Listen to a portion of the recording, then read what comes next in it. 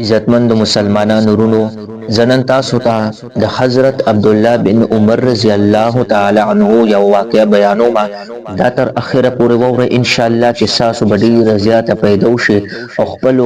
نور ورونو بایګانو سره هم دا په مخ کې باندې شیر کې چې دغه هم پیدا شي ویډیو لایک کې کمنټ وکړئ چینل زموږ سبسکرایب کړئ ان شاء الله نور واقعات به هم تاسو ته په دې چینل کې ملاويږي او ځلې حضرت عبد الله بن عمر رضی الله تعالی عنه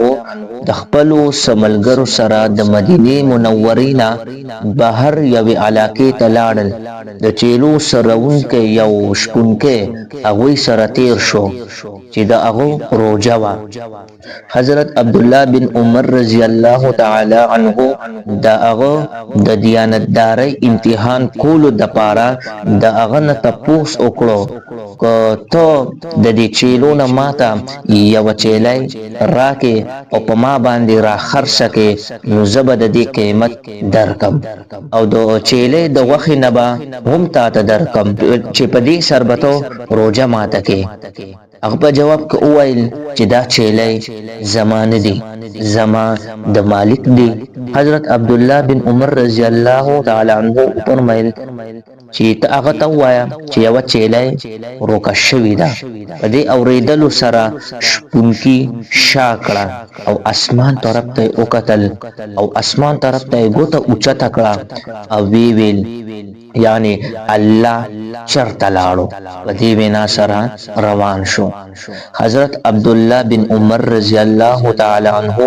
د شپونکی دا خبره بار بار ویلو سره مدینه منورې ته را ورسېدلو نو د چیلو د مالک سره ملاو شو دغه نه چیلې هم واخصلې او هغه شپونکی هم ترې واخصلو بیا یې شپونکی آزاد کړو او ټول چیلې هغه ته په تحفه کې ورکړې ماشاءالله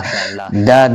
د اخرت هغه فکر چې د ځنګل په تنهایی کې د چیلې په پټول کو هم د شپونکی په دماغو کې پروت دی چې زبا الله تعالی ته پیش کېږم او هغه ژوند هم راته سوی کول له کو په ګناه کول سره لګ شان پیسې زما لاس راشي نو شاید چې د دنیا سپیدا وشي او اخرت به زما د لاسونه وزي دا هغه ذهنیت دی چې په دې خبره وهیږي چې والآخرت خیر و ابقا یعنی اخرت غوره او باقی پاتې کېدونکې ده چې کله په دل او دماغ کې دا خبره کېناستله نو بیا هیڅ یو لاس هم د ګناه کولو دپاره نه وړاندې کېږي بیا به هر سړی هغې کار طرف ته منډې وهي چې په کوم کار کول سر الله تعالی خوشحالېږي او د هغې کار نه به هر انسان خپل ځان ساتي او کوم کار سره چې الله جل شانه خفه کیږي ان شاء الله نور واقعات به هم تاسو ته په دې چینل کې ملاويږي نو چینل چې زموږ سبسکرایب کړئ ان شاء الله هر ورځ به تاسو ته یو واقعیا بیانو